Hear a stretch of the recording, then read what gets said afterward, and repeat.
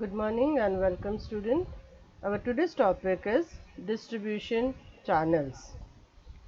So let's see the definition.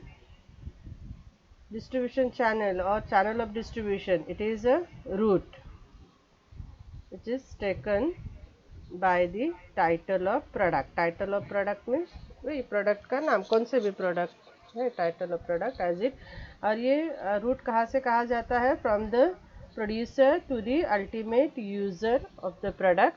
So user may be consumer or an industrial user.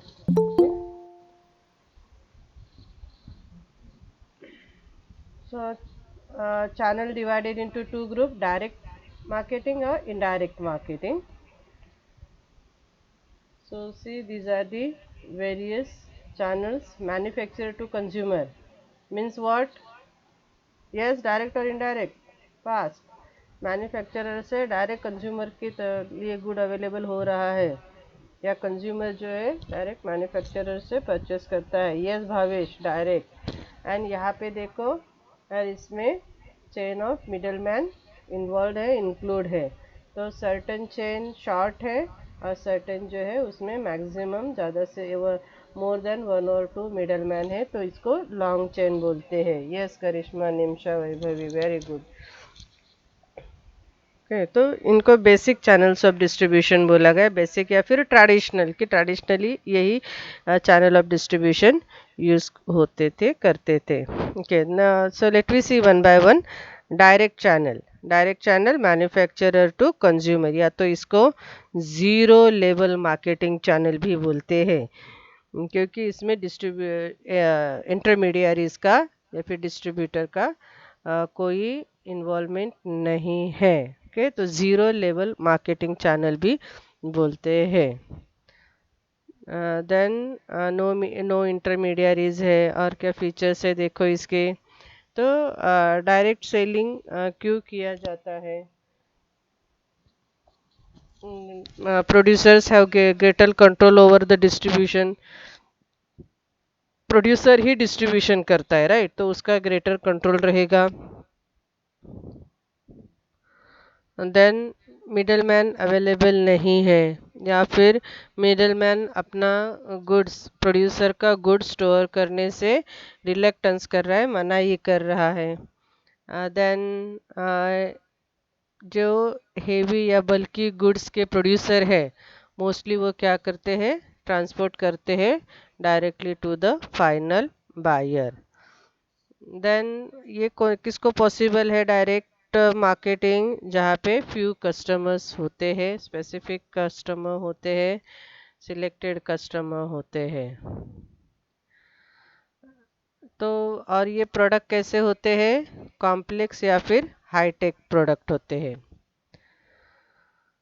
Then producer का customer से direct contact होता है, तो customer related जो भी इंफॉर्मेशन है, कस्टमर का फीडबैक, सेटिस्फैक्शन, वो प्रोड्यूसर को डायरेक्टली मिल जाते हैं, तो फर्स्ट हैंड इंफॉर्मेशन है. ये देखो, अगर गुड्स इंटरनेट से सेल होते हैं तो नो नीड ऑफ इंटरमीडियरीज. और क्या बोला है? स्मॉल बिजनेस एस्टेब्लिशमेंट, जैसे होटल्स है, बेकरीज है, अभी हम आप सब देख रहे हो, ये एक्सपीरियंस भी कर रहे हो. तो ये लोग अपने प्रोडक्ट डायरेक्टली लोकल कस्टमर्स तक पहुंचाते हैं. देन दूसरा, अभी डायरेक्ट तो एक ही फॉर्म हो गया, राइट? अभी इनडायरेक्ट फॉर्म क्या क्या है देखो. मार्केटर, सॉरी मैन्युफैक्चरर अपना गुड्स किस पे अवेलेबल कर रहा है? एजेंट. अरे बाकी की चेन जो है वो एजेंट संभालेगा, राइट? तो मैन्युफैक्चरर जो है वो पूरा गुड्स जो है वो एजेंट को हैंड ओवर करता है. तो then agent wholesaler. Then wholesaler obvious bulk basis पे एजेंट से लेगा. देन रिटेलर स्मॉल बेसिस पे या स्मॉल लॉट जो है होलसेलर से लेगा.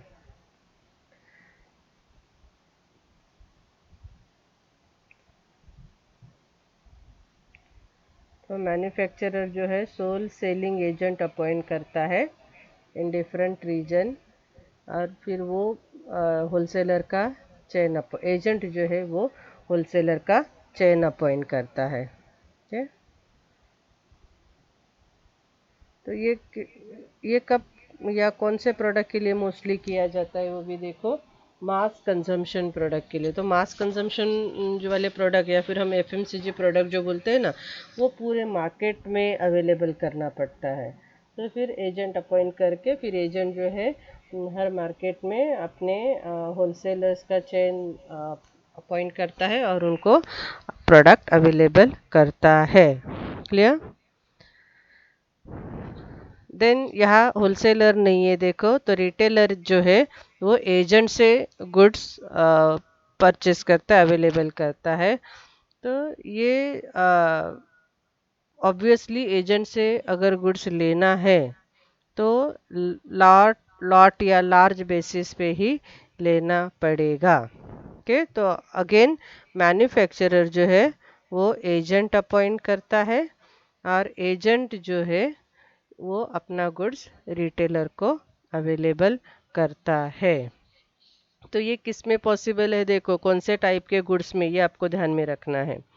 कंज्यूमर ड्यूरेबल गुड्स के, जैसे कि रेफ्रिजरेटर्स है, टेलीविजन्स है, तो और आपको मालूम है एसी वो सब। ओके, तो कंज्यूमर ड्यूरेबल गुड्स में रिटेलर्स जो है वो एजेंट से ही गुड्स परचेज करता है और कस्टमर को अवेलेबल करता है। देन यहाँ एजेंट मिसिंग है देखो, होलसेलर एंड रिटेलर। तो मैन्युफैक्चरर जो है अपना प्रोडक्ट जो है वो होलसेलर को सेल करता है लार्ज क्वांटिटी में, और होलसेलर जो है वो नंबर ऑफ रिटेलर्स को गुड्स सेल करता है to sell for buy final consumer. Okay, तो ये कौन से प्रोडक्ट के लिए मोस्टली चेन फॉलो किया जाता है, देखो सोप्स है, कॉस्मेटिक्स है, टेक्सटाइल्स है। तो वही अपना एफएमसीजी वाला ही जो होलसेलर जो है वो सर्कुलेट करता है, बट इसमें इस चेन में क्या है, एजेंट नहीं है, होलसेलर डायरेक्टली मैन्युफैक्चरर से गुड्स परचेस करता है। तो यहाँ क्या बोला है, मैन्युफैक्चरर को रिटेलर से डील करने की ज़रूरत नहीं है।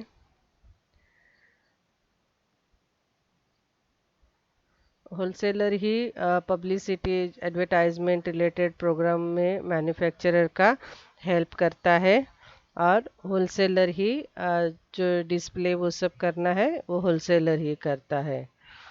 एंड और क्या बेनिफिट है, देखो होलसेलर वेयर हाउसिंग भी प्रोवाइड करता है, ट्रांसपोर्ट फैसिलिटीज़ भी।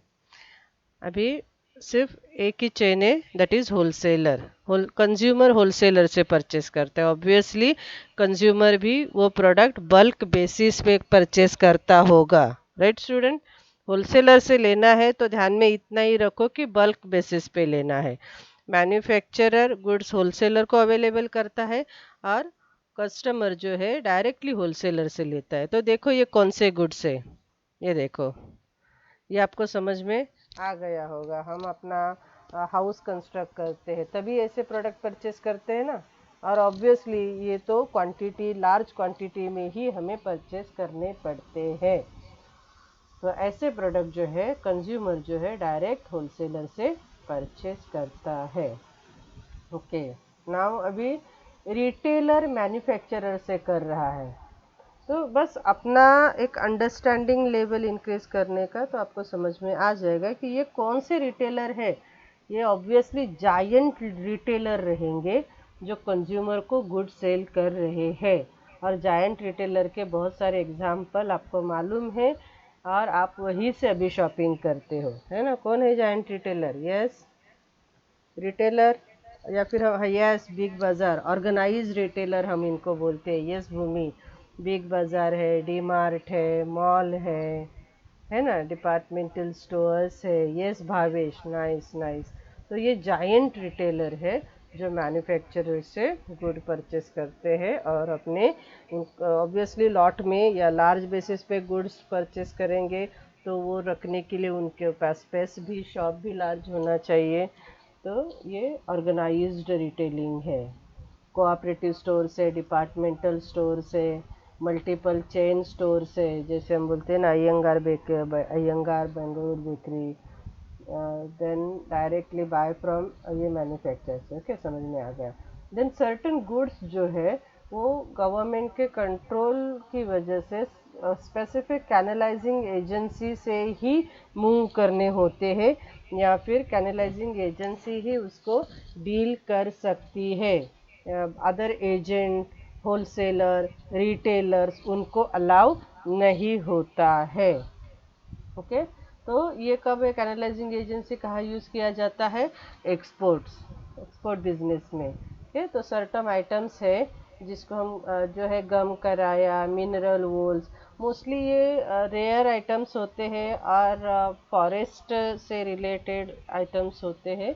तो गम कराया है मिनरल ओर से, नाइजर सीड से, पेट्रोलियम प्रोडक्ट है, राइट। तो पेट्रोलियम प्रोडक्ट ये सब क्या है, सर्टन कैनलाइजिंग एजेंसी से ही एक्सपोर्ट किए जाएंगे, डायरेक्ट एक्सपोर्ट नहीं किया जाएगा। और ये जो रूट है वो कौन डिसाइड करता है? गवर्नमेंट। तो आपने एक्सपोर्ट में पढ़ा होगा या फिर पढ़ोगे, ये ट्रिफ्ड है, ट्राइबल फेडरेशन है। तो ये ट्राइबल मतलब ट्राइब मीन्स वही फॉरेस्ट से कनेक्टेड हो गया, तो गम कराया, नाइजर सीड्स, ये ट्रिफ्ट से ही ट्रिफ्ट ऑर्गेनाइजेशन है, इसके थ्रू ही एक्सपोर्ट किए जाते हैं। देन ये माइनिंग प्रोडक्ट है, मिनरल वोर्स या फिर पेट्रोलियम प्रोडक्ट जो भी माइनिंग से रिलेटेड है वो एमएमटीसी चैनल थ्रू ही जाते हैं। और पेट्रोलियम प्रोडक्ट जो है वो इंडियन ऑयल कॉरपोरेशन इसी चैनल से जाना चाहिए। सो ये सब चैनल है जो गवर्नमेंट ने डिसाइड किए हैं। ओके, तो इसको क्या बोलेंगे? Manufacture, channelising agency and buyer. तो बायर जो है पर्टिकुलर चैनल से ही परचेज करेगी या बायर को अवेलेबल हो जाएगा। देन यहाँ देखो अभी कोऑपरेटिव्स है, क्या? देन वहाँ से डीलर को अवेलेबल होगा और डीलर देन कस्टमर्स को अवेलेबल करेगा। तो कोऑपरेटिव्स मोस्टली आपको विलेजेस में ये वर्ड आपने सुना होगा। तो एग्रीकल्चर प्रोडक्ट, डेयरी प्रोडक्ट जो है ये कोऑपरेटिव्स के पास अवेलेबल किए जाते हैं। यस, रोहित आ गया। यस, अमूल। यस, अमूल का भी अपना कोऑपरेटिव है। देन मोस्टली मिल्क प्रोडक्ट जो है वो गांव में दो तीन विलेजेस के इसमें मिलके एक कोऑपरेटिव एस्टेब्लिश किया जाता है, तो वहाँ जाके देना होता है। विलेजेस वहाँ जाके सप्लाई करते हैं। ओके, तो supply their products to the cooperatives. Then cooperatives जो है उसका मार्केटिंग, डिस्ट्रीब्यूशन वो सब कोऑपरेटिव्स करता है। okay?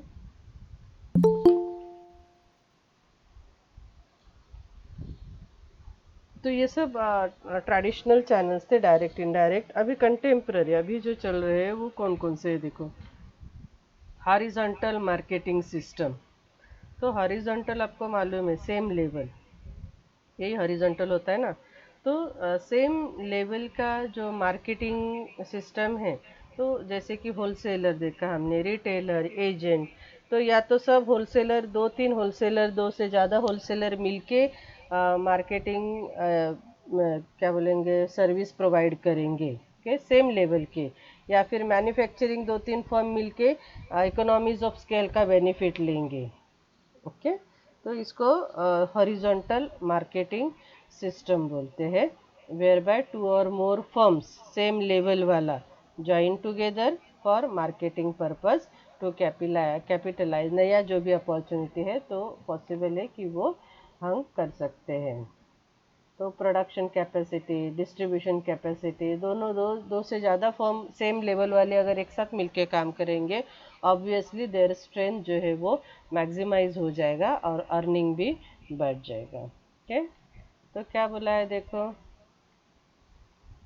Bank and supermarket agree to have अपना बैंक का एटीएम। मोस्टली ऐसा होता ही है ना, सुपरमार्केट के लोकेशन में, सुपरमार्केट में करते हैं। Then two manufacturers same product के मैन्युफैक्चरर्स रहेंगे, तो फिर मिलके प्रोडक्शन करते हैं एंड मार्केट डिसाइड करते हैं, अकॉर्डिंगली वो अवेलेबल करते हैं।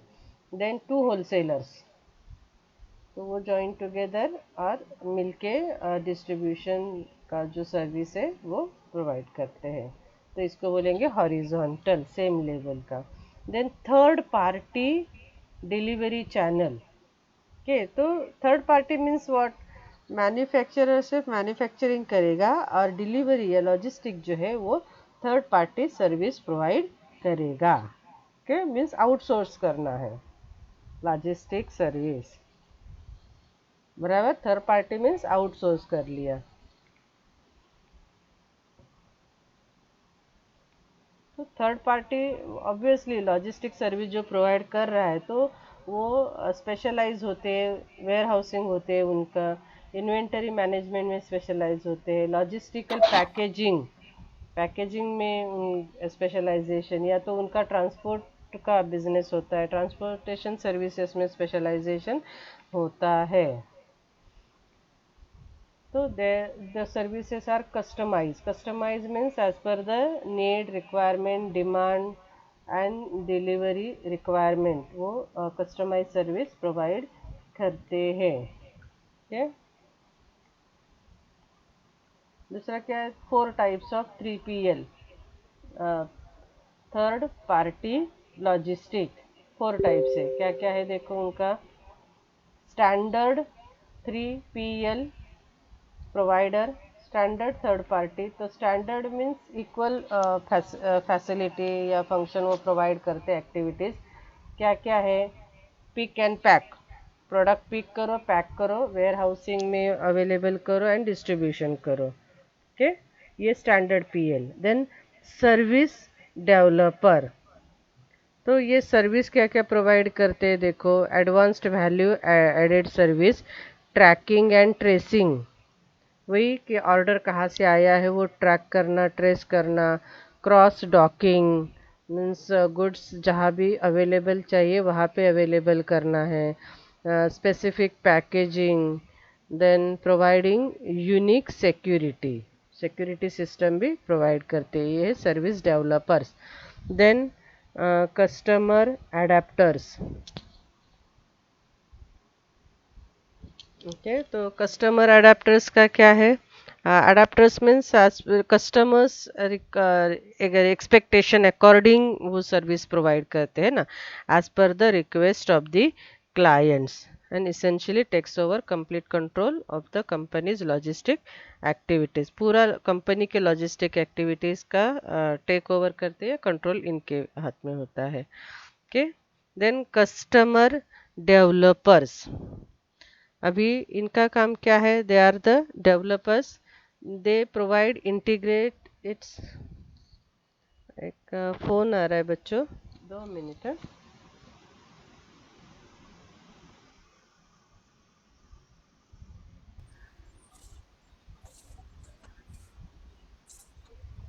सो customer developers, it is the fourth type of 3PL।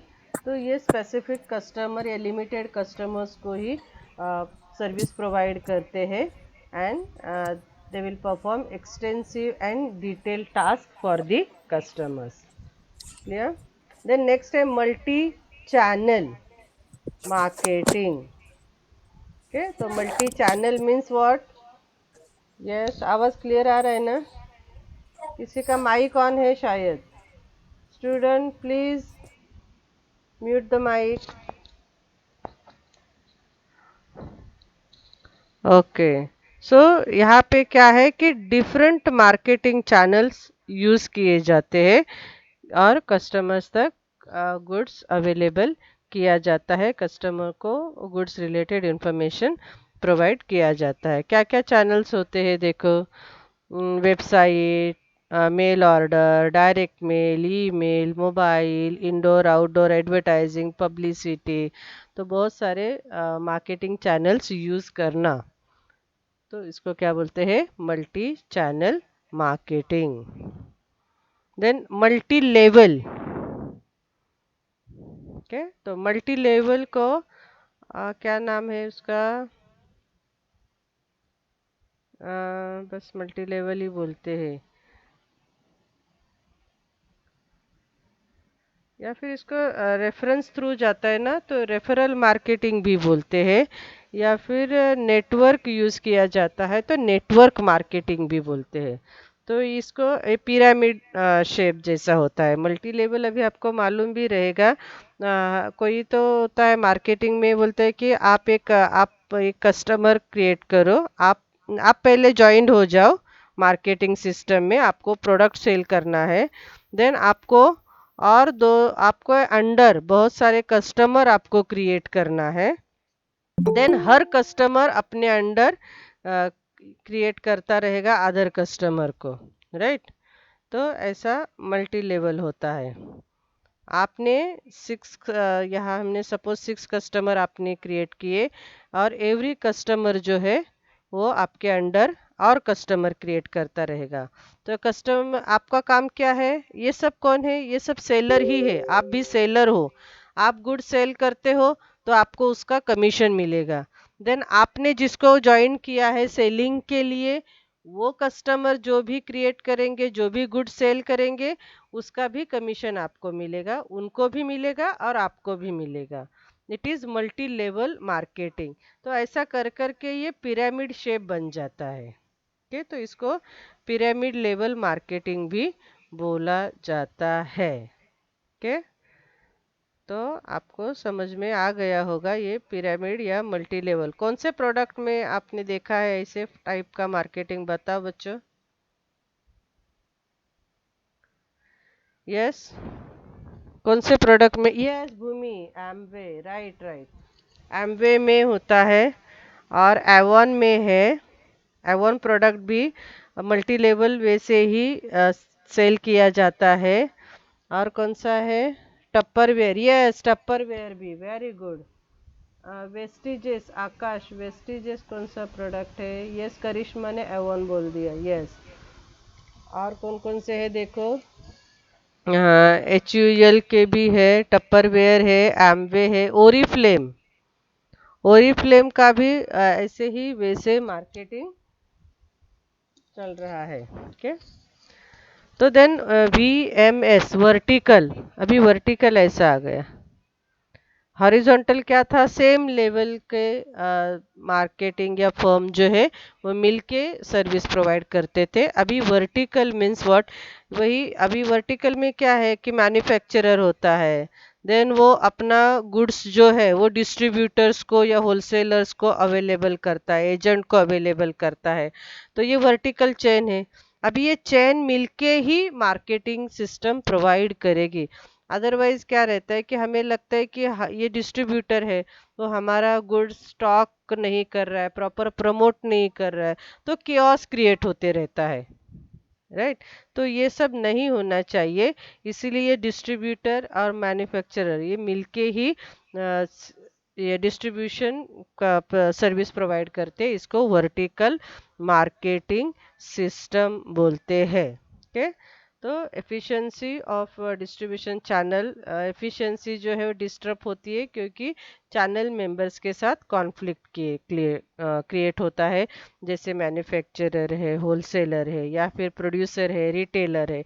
अभी हमने जो भी इनडायरेक्ट चैनल देखा ना, उसमें तो क्या बोला है कि वही, कि ये कॉन्फ्लिक्ट रिड्यूस होना चाहिए, एफिशिएंसी बढ़ना चाहिए। तो डिस्ट्रीब्यूशन चैनल मिलके VMS vertical marketing system develop किया है और अकॉर्डिंगली सर्विस प्रोवाइड करते हैं।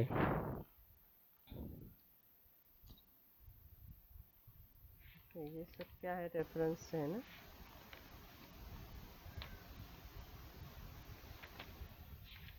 ओके, नेक्स्ट है सप्लाई चेन मैनेजमेंट। तो अभी आपको सप्लाई चेन या डिस्ट्रीब्यूशन सब समझ में आ गया होगा। तो सप्लाई चेन मैनेजमेंट जो है, management of supply chain activities, supply chain का जो एक्टिविटीज़ है उसका मैनेजमेंट, इसको क्या बोलेंगे? Supply chain management. तो ये क्या इसका फंक्शन क्या है? टू मैक्सिमाइज कस्टमर वैल्यू और कॉम्पिटिटिव एडवांटेज अचीव करना है। तो देखो, management of flow of goods and service, producer से कस्टमर तक जो गुड्स एंड सर्विस फ्लो हो रहा है, दैट इज़ द सप्लाई। तो उसको मैनेज करना। तो इसमें क्या क्या है देखो, movement and storage of raw materials भी है, हाँ। देन ये प्रोसेस भी है, work in process, inventory and finished goods. Means ये रॉ मटेरियल का जो फिनिश गुड्स में गुड्स का कन्वर्ट होता है या ट्रांसफॉर्म होता है ना, तो वर्क इन प्रोसेस का इन्वेंटरी भी स्टोर करना है एंड फिनिश्ड गुड्स भी, from point of origin to the point of consumption customer. Okay, अभी कंपोनेंट्स क्या क्या है देखो इसके। प्लानिंग, तो obviously supply chain goods production से लेकर कस्टमर तक जाना है, तो प्रॉपर प्लानिंग होना ज़रूरी है। तो planning is planning efficient supply chain, ये इम्पोर्टेंट कंपोनेंट है। तो क्या है, प्लान बनाना है किसके लिए, to address how a particular product meet the needs of the customer. तो कस्टमर के प्लेस पे पर्टिकुलर प्रोडक्ट कैसे अवेलेबल होगा, इसका प्रॉपर प्लानिंग करना, ये प्लानिंग में आता है। देन सोकरिंग, सोकरिंग या प्रोक्योरमेंट बोलते हैं, रॉ मटेरियल अवेलेबल करने से रिलेटेड है ये। तो देखो, रॉ मटेरियल अवेलेबल करना है, क्वालिटी अवेलेबल करना है, तो या फिर हमें प्रायोरिटी बेसिस पे अवेलेबल करना है कि हमें ही प्रायोरिटी मिलना चाहिए, राइट। तो इससे इसके लिए क्या ज़रूरी है, ये देखो, strong relationship with supplier, supplier of raw material. तो रॉ मटेरियल सप्लायर जो है उसके साथ अगर स्ट्रांग रिलेशनशिप रहेगा तो गुड्स रॉ मटेरियल जो है क्वालिटी रॉ मटेरियल या प्रायोरिटी बेसिस पे आपको अवेलेबल हो जाएगा।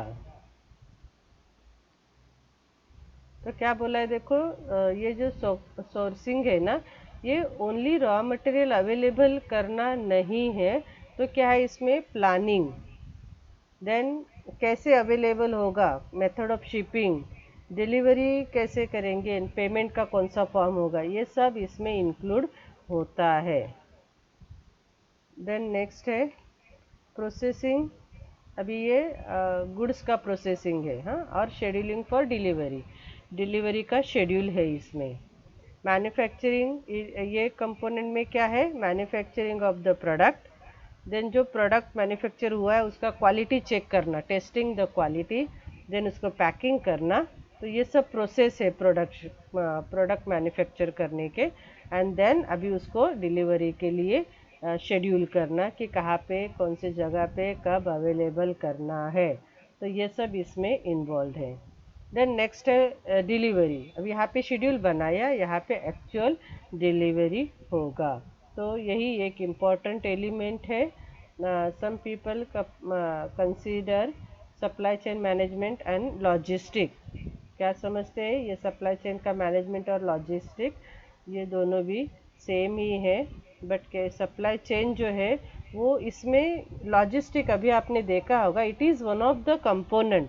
तो सप्लाई चेन मैनेजमेंट क्या है, ये ब्रॉडर है। ओके, तो देखो ये लॉजिस्टिक के अंडर क्या क्या है, facility, location and network design.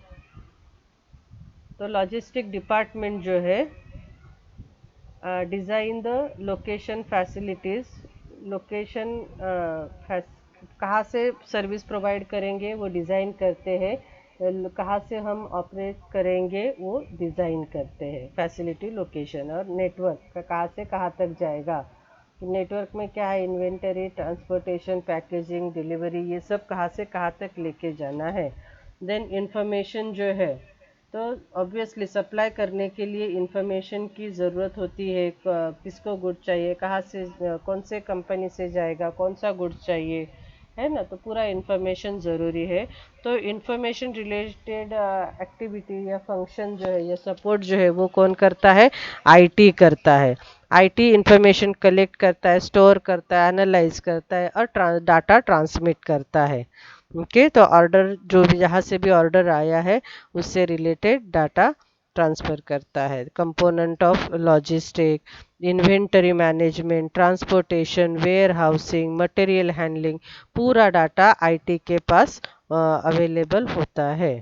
Then customer service standard के सर्विस का स्टैंडर्ड डिसाइड करना कि हम कौन से टाइप का सर्विस कस्टमर को देंगे। Type in quality, quality of service. तो वेल नोन एंड बेस्ट अभी तक तो वही चल रहा है कि डोमिनोज कहता है कि हम 30 मिनट में ऑर्डर जो है आपका प्लेस करेंगे। Then customer order processing, customer ने जो भी ऑर्डर किया है उसका पूरा प्रोसेसिंग करना, ये लॉजिस्टिक के फंक्शन के अंडर आता है। तो कस्टमर को उनका प्रोडक्ट राइट टाइम पे और राइट प्लेस पे टाइमली अवेलेबल होगा। देन लॉजिस्टिक का और काम क्या है? Warehousing. Warehousing means storage of product. तो वेयर हाउसिंग में क्या क्या होता है देखो, कौन से साइज का, कितने वेयर हाउसेस अवेलेबल है, वेयर हाउसेस ओन है या हायर किए हुए हैं, तो वेयर हाउसेस का लोकेशन कहाँ पे है। Then product according design and layout है क्या वेयर हाउसेस का। जैसे कि जो सर्टन प्रोडक्ट के लिए जो हेवी प्रोडक्ट होते हैं तो उनके लिए बड़े वेयर हाउसेस चाहिए। एग्रीकल्चर से रिलेटेड प्रोडक्ट होते हैं तो उनको कूल वेयर हाउसेस चाहिए। तो design and layout. Then transportation, तो ट्रांसपोर्टेशन का काम क्या है? गुड्स जो है सप्लायर से बायर की तरफ ट्रांसपोर्ट करना, अवेलेबल करना। ओके। तो ट्रांसपोर्टेशन का मोड भी डिसाइड करना होता है, कौन से काइंड का प्रोडक्ट लेके जाना है, डिस्टेंस कौन सा है, कितने कॉस्ट के प्रोडक्ट है। नॉर्मल कॉस्ट वाले या लो कॉस्ट वाले प्रोडक्ट रहेंगे और आप कॉस्टली ट्रांसपोर्ट उसके लिए सिलेक्ट नहीं करोगे, राइट। तो ये ट्रांसपोर्टेशन, ये मोड ऑफ ट्रांसपोर्टेशन है। तो movement of goods can take place through various modes, air, road, rail, water, pipeline, है ना। तो टाइप्स ऑफ ट्रांसपोर्टेशन ये आपको मालूम है, nature of goods, location, customer कहाँ पे है, ट्रांसपोर्टेशन कॉस्ट, ये सब कंसिडर करना है। Then material handling, material handling means what? Activity of moving goods, plant में, वेयर हाउसेस में, ट्रांसपोर्टेशन टर्मिनल्स में, रिटेल स्टोर्स में। तो मटेरियल ये इसका एक प्लेस से उठा के दूसरे प्लेस पे रखते हैं ना, तो उसको हम मटेरियल हैंडलिंग। तो यहाँ पे मटेरियल हैंडलिंग होता है, मटेरियल का मूवमेंट होता है। ठीक है। तो मटेरियल हैंडलिंग करने के लिए कौन कौन से इक्विपमेंट यूज किए जाते हैं?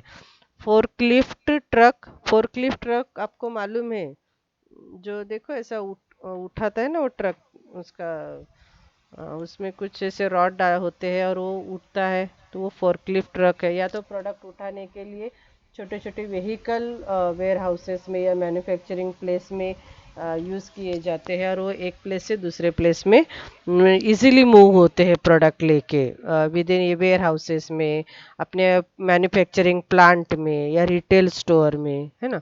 या कन्वेयर बेल्ट, तो ये मोस्टली मैन्युफैक्चरिंग प्लांट में होते हैं। बेल्ट पे ही प्रोडक्ट एक यूनिट से दूसरे यूनिट पास किए जाते हैं। या फिर ट्रक, ये गुड्स मूव करता है एक प्लेस से दूसरे प्लेस में। यूनिटाइजेशन, यूनिटाइजेशन मतलब यूनिट करना, एक जगह पे करना। तो एक goods carry combining as many packages into one load, एक लोड में ही ज़्यादा से ज़्यादा पैकेजेस डालना। तो उसको क्या बोलते हैं? ये हैंडल बाय फोर्कलिफ्ट ट्रक।